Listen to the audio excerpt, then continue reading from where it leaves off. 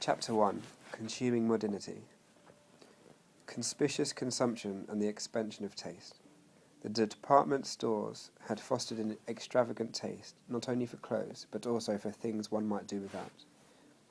Although the modern concept of design did not have any common currency until the middle years of the 20th century, the idea of goods and images being imbued with aesthetic and functional characteristics as a means of attracting and meeting the needs of consumers and users has a long history, and it's intrinsically linked to the development of what has been called modern society.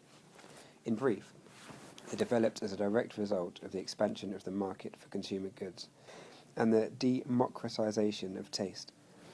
As modernity impacted upon the lives of ever larger numbers of people, design, the visual and conceptual component of the mass-produced goods and images that accompanied people's everyday lives and helped to give them meaning, took on the role that had hitherto been performed for the social elite by the decorative arts.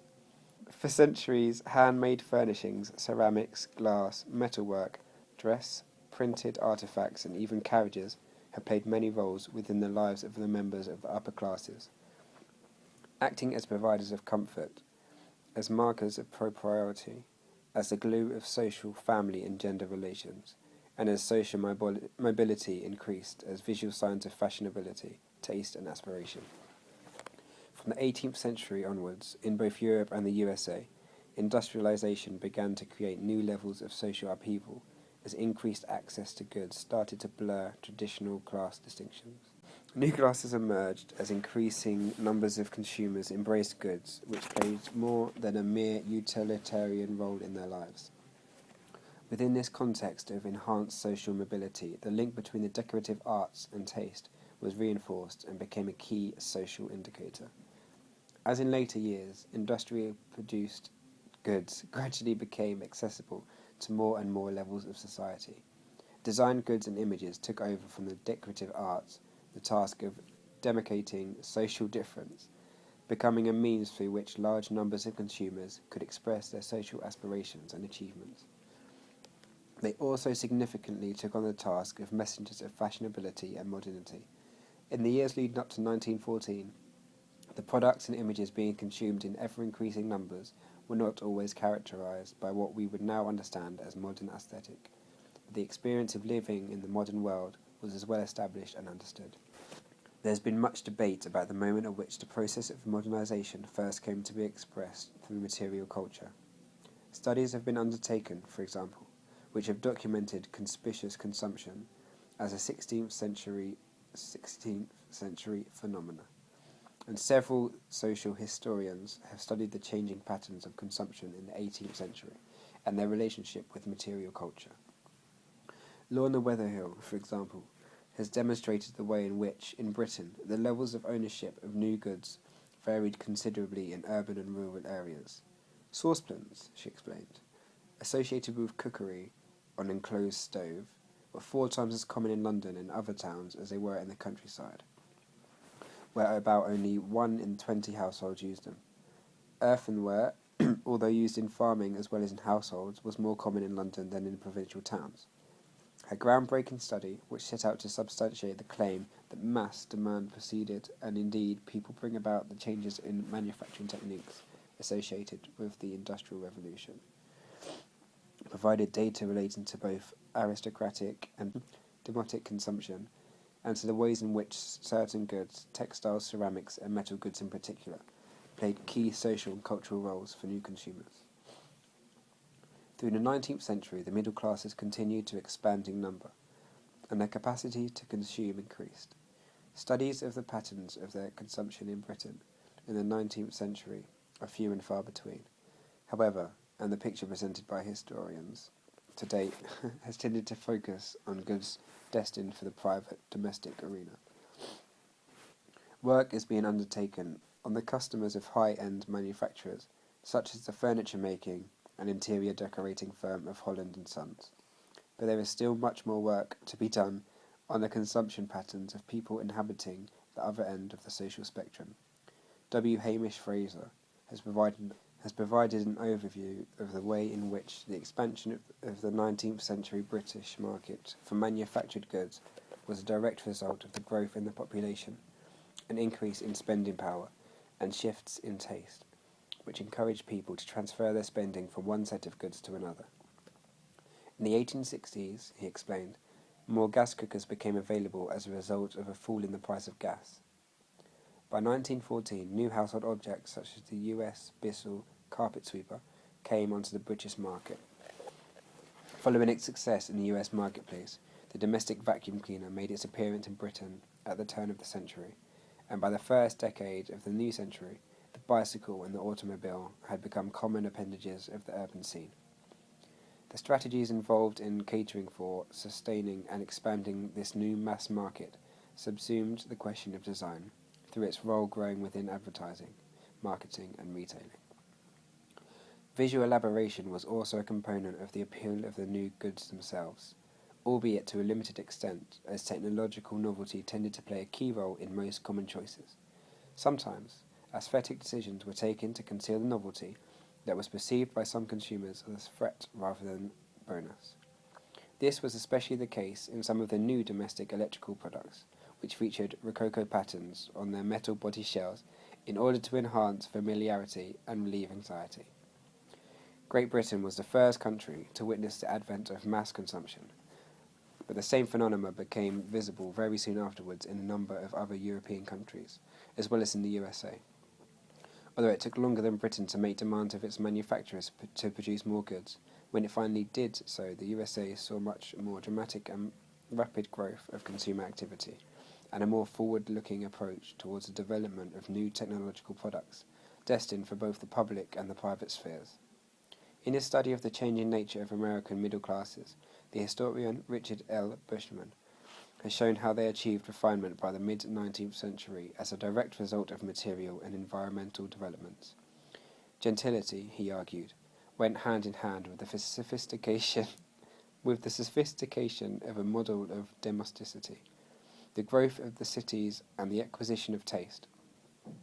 Focusing more specifically upon changing consumption patterns and their relationship with the material culture, S. J. Bronner's collection of essays, Consuming Visions, Accumulation and Display of Goods in America, 1880 to 1920, documented the impact of the concept of modernity on American society in these years as expressed through consumers' choice of the material environments they either selected for themselves or had created for them. Karen Holtonen's essay, for example, described the subtle transformation of the parlour into the living room, and the modernising effect of the intensification of the female inhabitants' association with that newly defined space. In Bronner's book, design was defined by its link with the concept of modernity. The growth of consumption, especially at its most conspicuous, which accelerated to include participation by sectors of society that had not hitherto been involved in the activity at a significant scale, was understood as a key feature of the emerging modern world. Consumption had a material face which was visible in both the public and the private spheres, although historians had tended to move away from the idea that these spheres were entirely separate. Men inhabiting the former, that is, and women being confined to the latter, the changing material culture of the two different spheres was largely specific to each in the years leading up to 1914. Cultural historians have devoted many pages to discussions about the public sphere, in particular the expansion of city culture in the late 19th and early 20th centuries, although they have focused less on the concepts of design than upon the impact of modernity in general on people's changing experience of everyday life. However, the material environment and the new objects within it undoubtedly played a key role within those transformations. The extensive work on the concepts of the flaneur, Baudelaire's term for the city wanderer, and on Walter Benjamin's writings about the commercial face of the city, has explored the new experience of the city and equated it with the concept of modernity. Elizabeth Wilson, for example, has concentrated on women's experience of the city in this period, seeing it as an escape from domesticity and the private sphere, while the modern urban experience has been described in terms of the high level of spectacle that was visible to city dwellers. To date, accounts of it have emphasized their reception of it and have not focused on the production of spectacle nor upon its design components in any detail. The idea of modernity undoubtedly existed before architects and designers created a visual material equivalent for it in the earlier 20th century. There were, however, many signs of a man-made shift in the look of the city itself.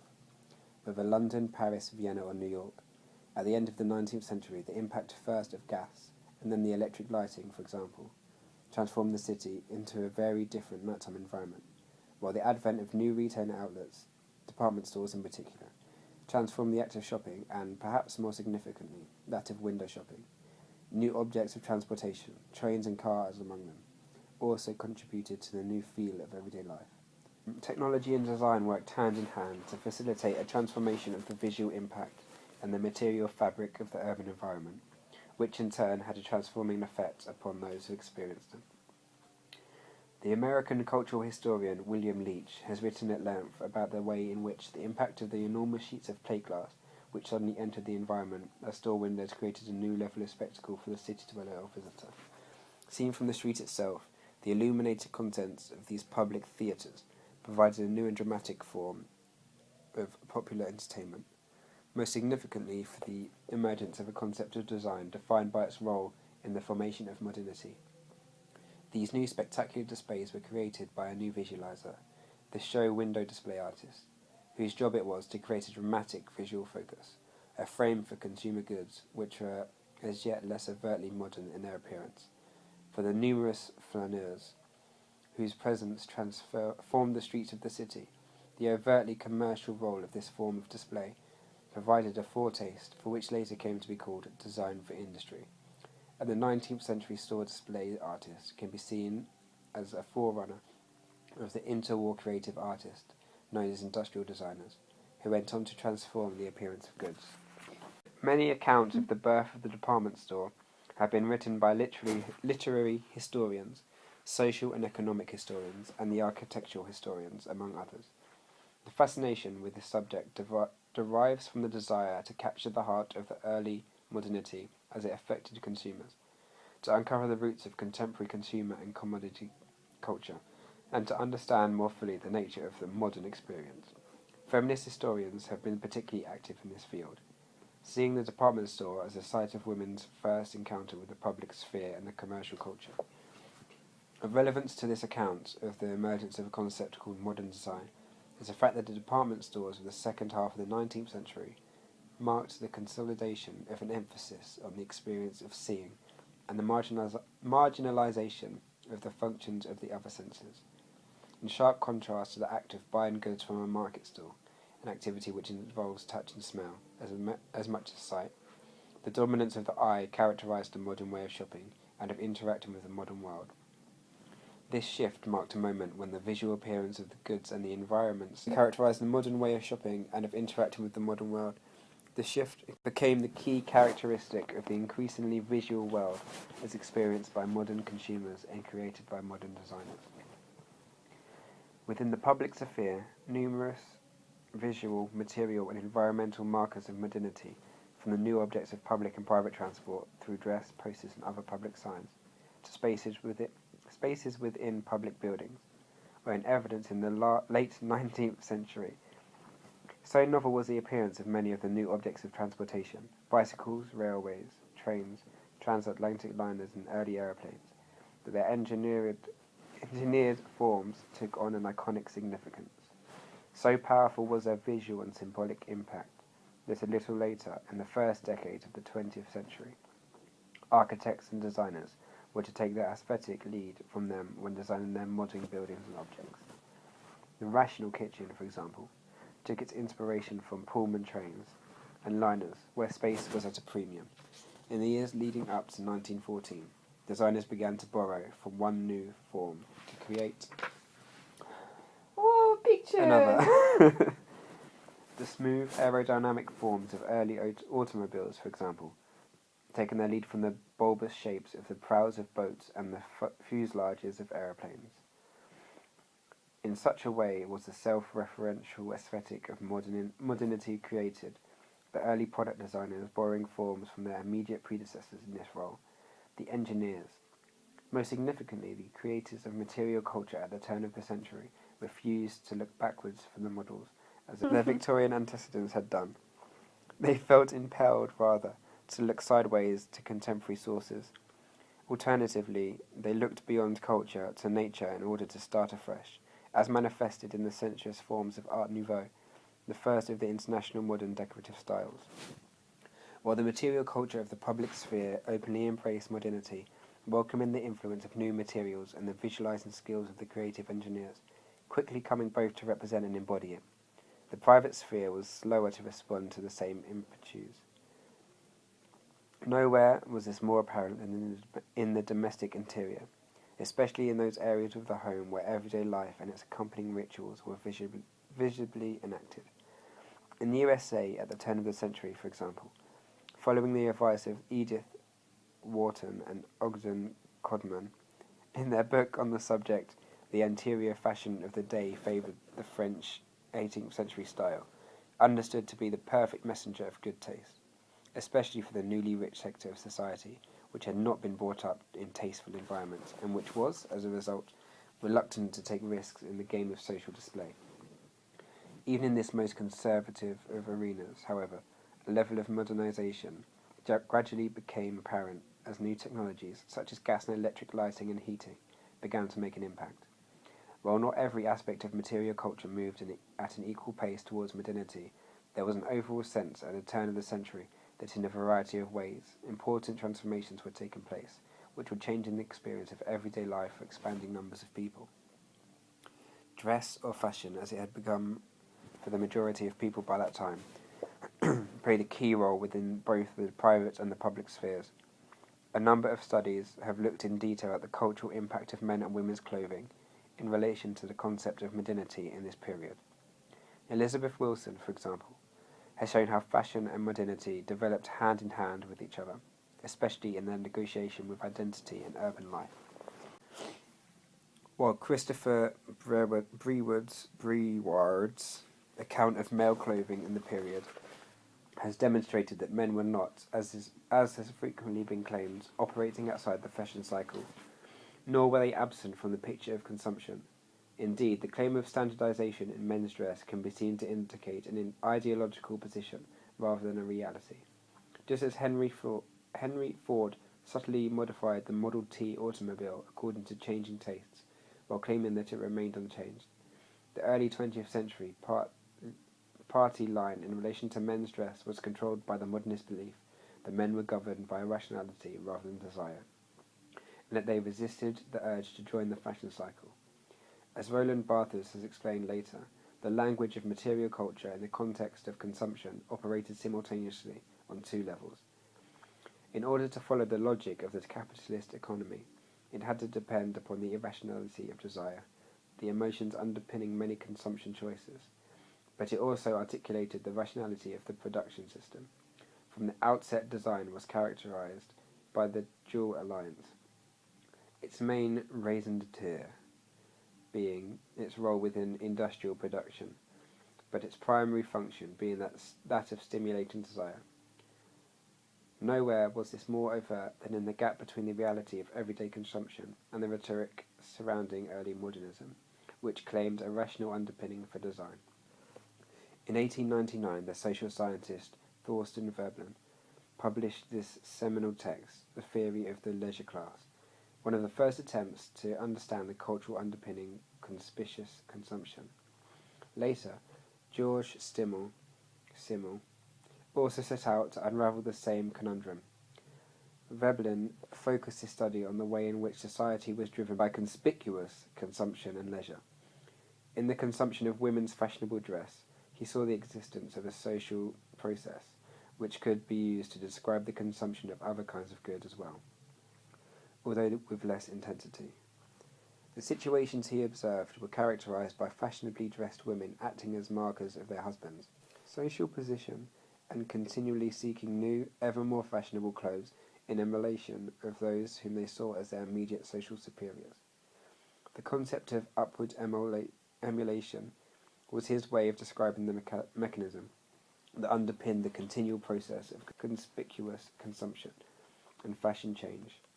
Although Veblen did not focus his attention on design, that is, on the second-level process which made fashionable dress attractive to consumers in the first place, and which endued the objects themselves with a level of added value, It was clearly an inherent, albeit unacknowledged, component of the social process he had observed. Veblen was more interested in the socio-cultural function of dress than he was in the characteristics of the dress itself. For the designers who supplied the dress, among them the French couturiers, what is it? Couturier. What does it mean? Sourd. Okay. Worth, Doucet, and Paquin, and who were kept in business by the continual demand for novelty. Detail was everything, and their task was continually to refine the language of dress, new colours, decorative details, shapes, levels of elaboration, such that they retained their desirability. The system Veblen described, with reference to dress, was equally relevant to a range of other visual and material artefacts, which also experienced stylistic redundancy: interiors, furnishings, toasters, knives and forks, and eventually automobiles. What? Amongst a wide range of items on the almost endless list of consumable goods available at the turn of the century.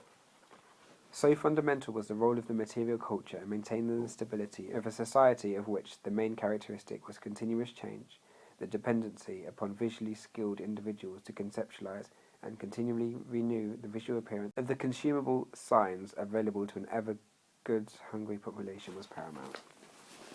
In these formative years, the signs in question continued to include the traditional decorative arts, which contained within them the safety of familiarity, and were therefore risk-free for consumers who were uncertain of their taste. As the importance of fashionability and of modernity began to take over from the role of tradition for increasing numbers of people, however, material culture began to reflect that fact. This was most apparent in the first instance in the two-dimensional world of commercial promotions, which embraced advertisements, magazines, and the packages created for branded goods. The development of a system of visual information and mediation surrounding goods made consumers aware of what was available to them, and helped to plant in their minds the idealized images on which their aspirations could be based. The growth of modern advertising and the modern mass media magazine, aimed in the first instance at women, served to create new levels of desire and accelerate the growth of consumer culture, which was predicted upon the idea of modernity. In this context, the expansion of women's magazines, especially those focusing on fashion and the elaboration of the home, was significant in the second half of the 19th century. Margaret Beethman has provided an account of the growth of these magazines in Britain in the years in question, while Jennifer Scanlon has documented the development of the American women's magazine, the Ladies' Home Journal. Both studies emphasized the ways in which these publications served to position women at the heart of consumer culture. As well as acting as consumer guides, most importantly, these magazines contained advertisements for the countless consumer goods on offer, thereby providing an important information source for shoppers. In tandem with the growth of magazines, the number of household advice books also expanded in these years, on both sides of the Atlantic, offering yet another source of information for housewives keen to perform their task properly, and depicting yet another idealized image of domesticity for female consumers. One of the subtlest ways in which advertising and marketing penetrated the consciousness of consumers was through the use of brands. Changes in retailing from market stalls to fixed shops and urban department stores put a greater emphasis on the roles of packaging and branding. Rather than buying foodstuffs loose, shoppers bought pre-packaged goods which had been prepared in factories and distributed in bulk to retail outlets. Susan Strasser has described the changes that took place in retailing in these years, and the accompanying rise of branding as a means of identifying goods in the minds of consumers. This was the era in which the names of companies used as brands, Kellogg's and Hoover among them, came to replace the name of the commodities themselves in the mind of the consumers. Packaging and branding necessitated the emergence of another group of visualizers, whose role was to create attractive, memorable images which would promote the brand over the product. Although brand names were often visible on packets, especially of food products, they were in essence immaterial concepts which sold products through their appeal to a desirable lifestyle. The rise of branded goods in the USA represented a major shift in the way in which goods were bought and sold, as well as creating a new link between design and marketing that was to become increasingly complex over the next century. Companies found names of their products which were not simply their own, but which evoked a particular lifestyle. The Pittsburgh Reduction Company, for example, which produced aluminium kitchenware items, coined the name Wherever for its range of products.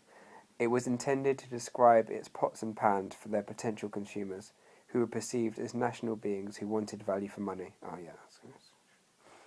The company employed artists to develop a range of magazine advertisements to produce its Wherever range, and shops were encouraged to use a banner in their shop windows with the name emblazoned on it. A sophisticated visual promotional framework was developed around the campaign to sell aluminium pots and pans involving designers of different kinds, graphic artists, packaging artists, and show window display artists among them. In the years before 1914, however, no attempt was made to make the goods themselves look attractive. Their desirability was communicated through all their accompanying visual information, rather than through the aesthetic language of the pots and pans themselves. This means of conveying added value represented a first stage in the process that ended up in their interwar years as industrial design. When manufacturers finally realized that the visual impact of goods themselves gave them a competitive edge that advertisements, packaging and shop window displays could not achieve on their own.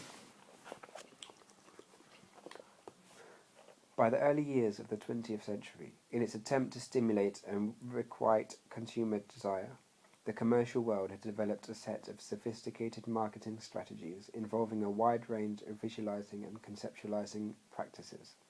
In conjunction with each other, the expanding market, the emergence of a new technologically oriented concept of modernity, the phenomena of new consumers using material culture as a means of defining and communicating their identities and aspirations, and the availability of more and more goods, images and services in the marketplace, created the necessary backcloth for the emergence of a concept of modern design, which began to pull all those strands together.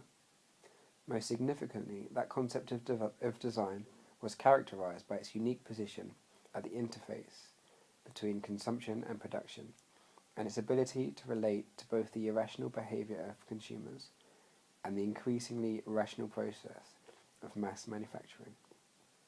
Above all, its ability to represent modernity, the key aspiration and ideal for new consumers, made it one of the key cultural and commercial forces of the early 20th century. By 1914, the framework was in place for a new, modern and visual material culture, not yet called design, which we defined to a significant extent by its role within the conspicuous consumption and the socio-cultural requirements of the marketplace. Consumer culture and modernity. Consumer culture is in important respects the culture of the modern West.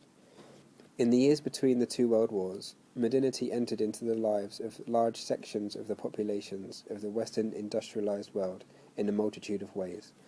Sometimes, as a social historian Sally Alexander has so evocatively shown, it was expressed by a touch of lipstick or the puff of a cigarette.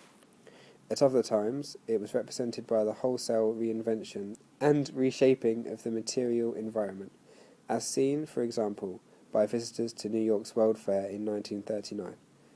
Modernity was a limitless concept. It existed to the extent to which people could imagine the future and bring that vision to bear on the present.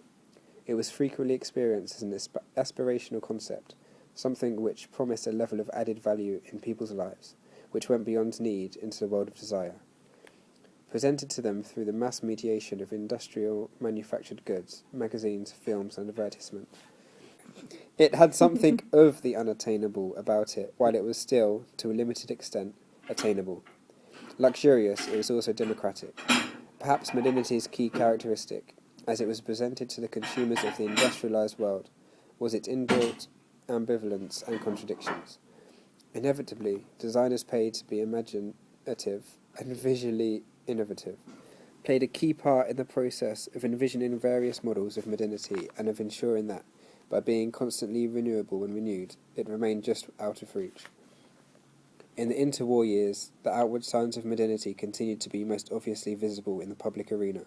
Europe and the USA witnessed the arrival of mass urbanization and increasing levels of wealth. As a result, the graph of mass consumption rose dramatically with the far-reaching effects on the mass environment, which was transformed beyond all recognition.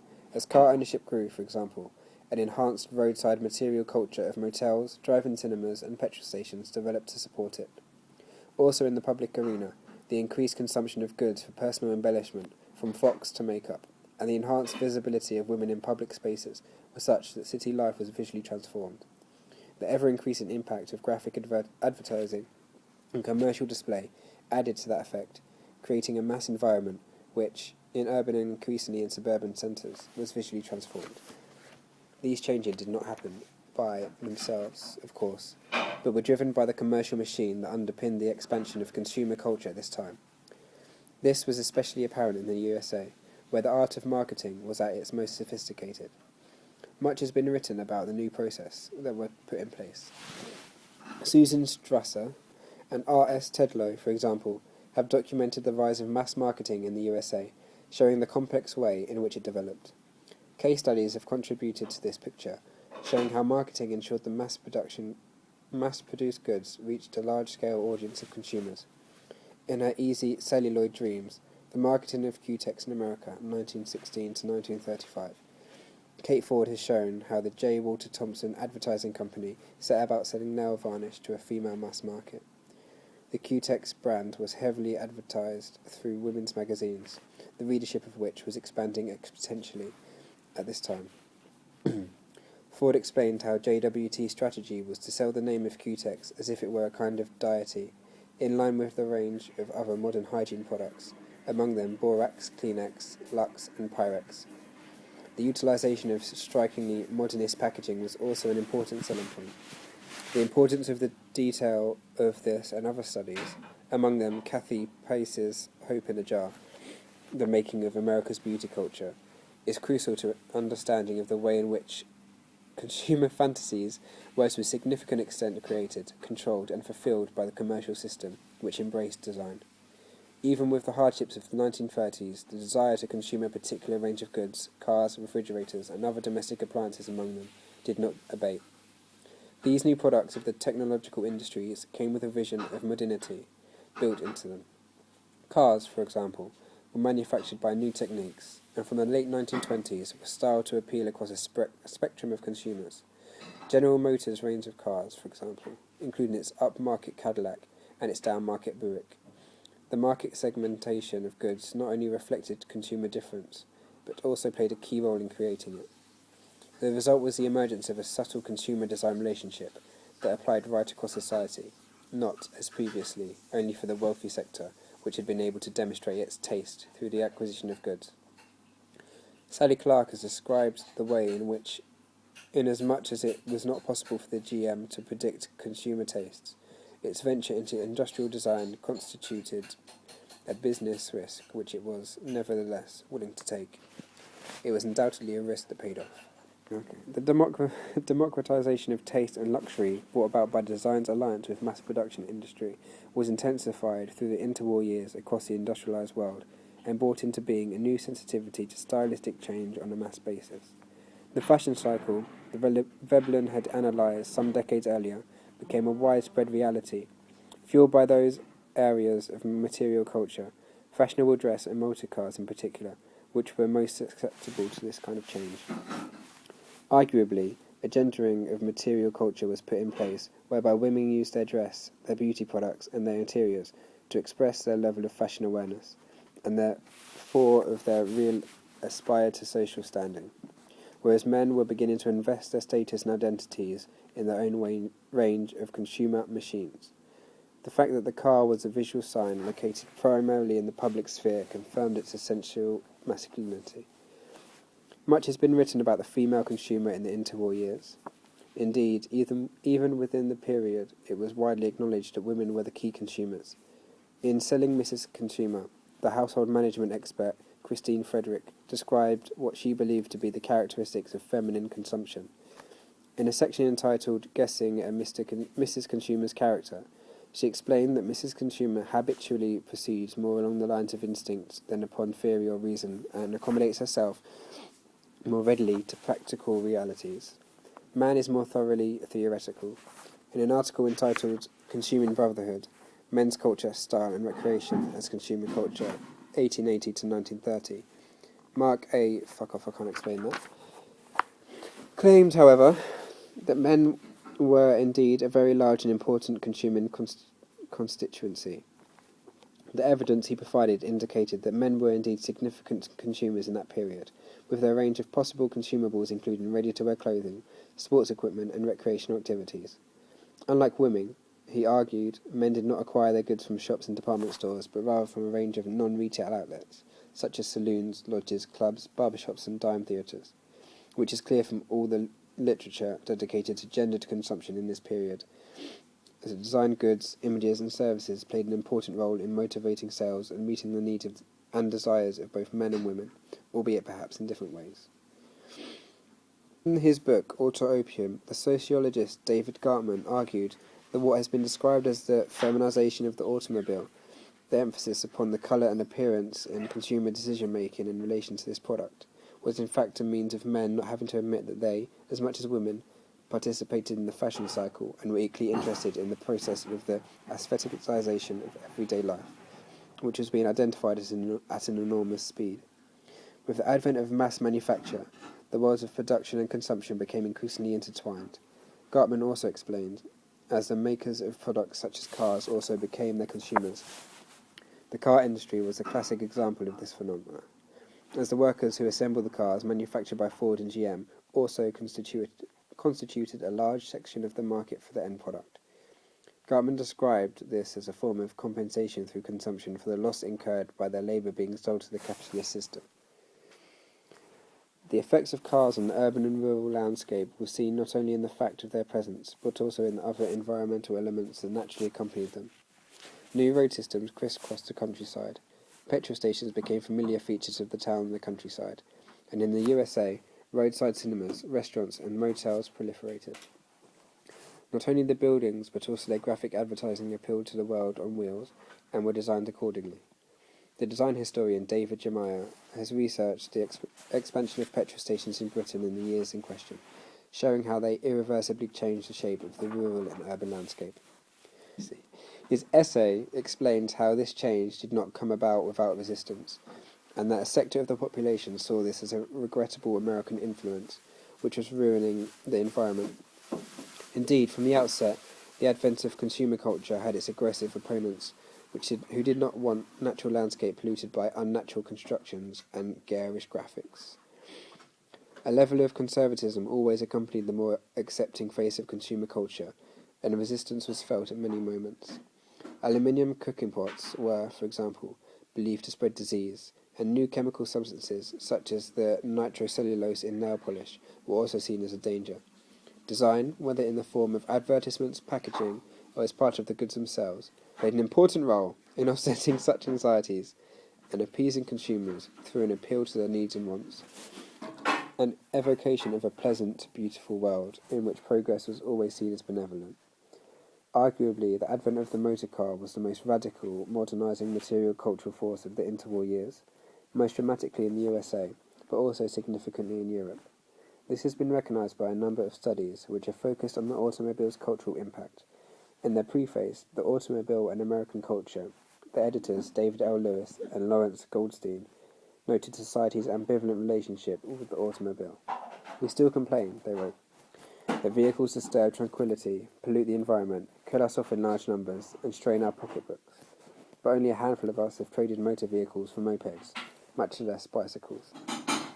In his study of the influence of the motor car on British society in the period in question, Sean O'Connell concentrated on the artefact's powerful relationship with the class and gender, emphasising its inherent masculinity, which he argued has ultimately prevented millions of women from taking to the driving seat.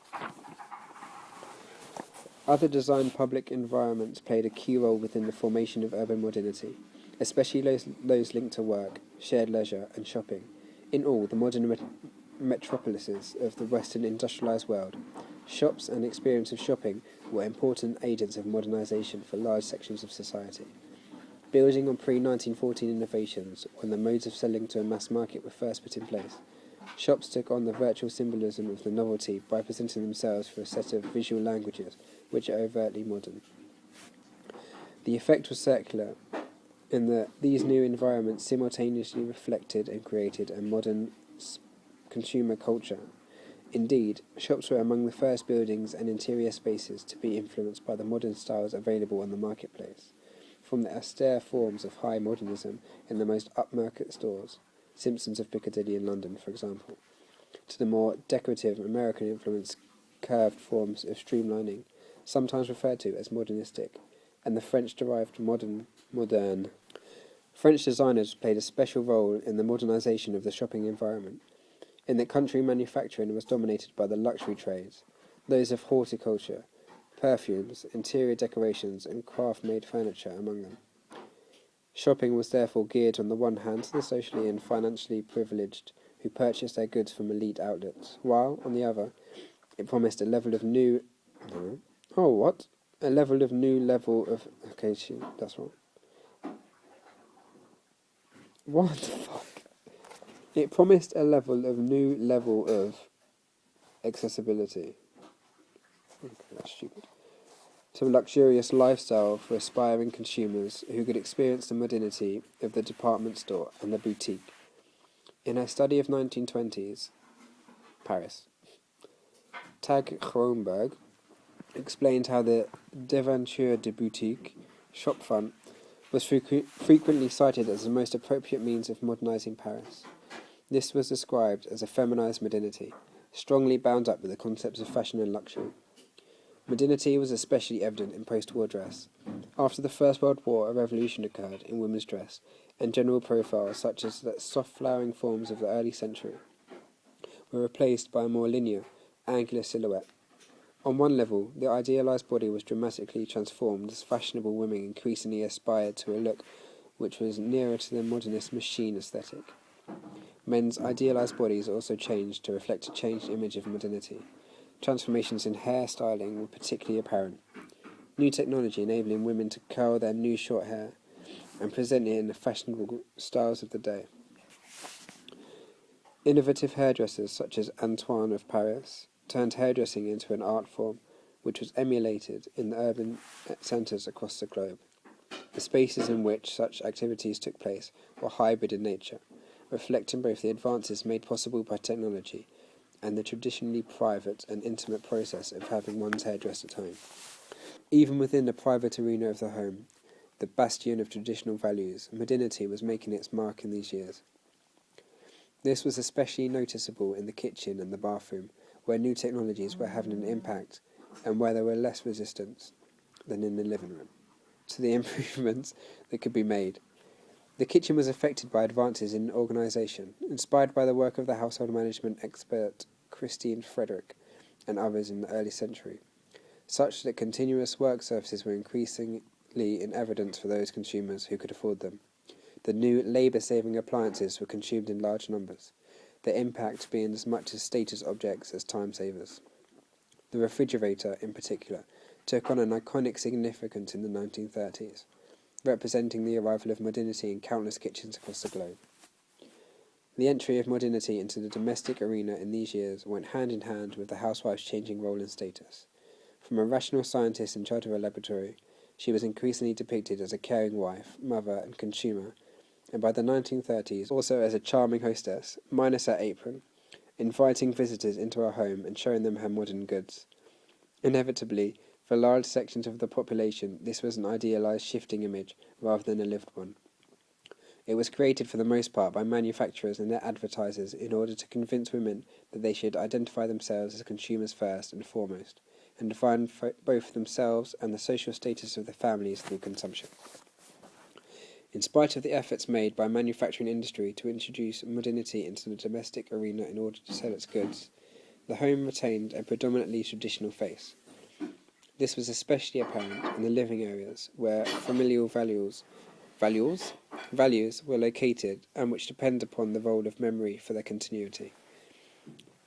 Thus, in addition to a wide range of material references to the past and artifacts which, while frequently mass-produced, had historical references built into them, the souvenir and the inherited object continued to play the same important role they had performed for many years. Nonetheless, many signs of an encroaching modernity were also in evidence. The claustrophobic Victorian parlour, for example, was gradually being replaced by lighter, brighter living rooms, containing fewer pieces of furniture and less clutter. This cautious evolutionary approach to an acceptance of a transformed environment has been described by the literary historian Alison Light as being characteristic of a preference for a conservative modernity. A number of historians have demonstrated that the path to modernity was not the same for everyone, that cultural categories such as gender, class, and age, and ethnicity affected the way in which it was negotiated. Women, perceived by many as the key consumers of the period, seem to have accepted modernity into their midst in the interwar years, albeit rather slowly. In all but the most affluent of homes, interior decoration was not undertaken by professionals but by housewives themselves. Aided by consumption and tradesmen, domestic modernisation was therefore largely in the hands of consumers themselves, aided by the mass dissemination of models available to them in magazines, shop windows and films. Indeed, it is argued that Hollywood films played a key role in those years, influencing both interior decor and dress. The private sphere was slower than its public equivalent to embrace modernity. Nowhere was this mediated modernity more apparent than in the new suburban residential areas that developed around the key cities, both in the USA and Europe. Inhabited for the most part by the new upper working class and middle class, these areas represented the other face of the sophisticated metropolises of these years. New York, London, Paris, Berlin, Stockholm and Vienna among them. The social and cultural geography that separated the city from the suburb was fairly uniform across the industrialised world, albeit with inevitable local variations, and it served to set up distinctive taste cultures.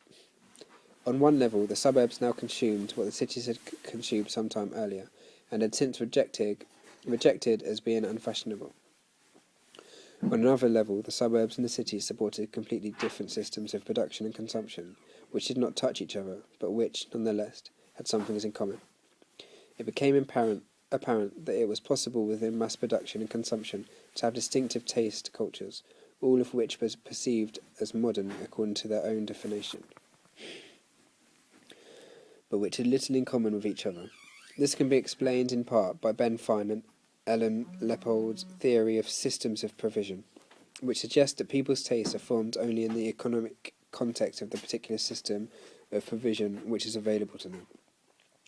While the theory is particularly valid, it ignored the importance of the role played by the nationally and globally distributed media to which, in the 20th century, most people had access, and which were as powerful agents of taste formation as what was available in the local shops.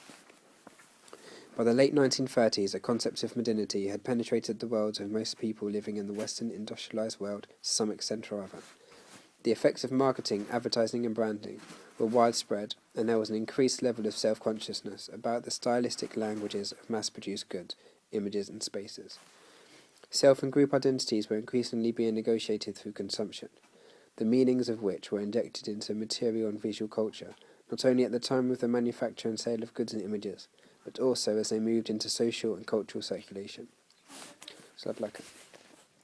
Once modernity was negotiated by the consumers and users of material and visual culture, desires were stimulated which, in turn, required the creation of goods and images to supply the necessary objects of those desires. Thus was the fashion cycle fueled. Consuming designed visual and material culture, and thereby embracing modernity, had, by the interwar years, become one of the primary means through which majority of the inhabitants of the industrialised world acquired their identities and positioned themselves in society. Such was the intensification and expansion of this process that designers found themselves no longer at the margins but at the very epicentre of modern consumer culture. That's the end of Chapter 1!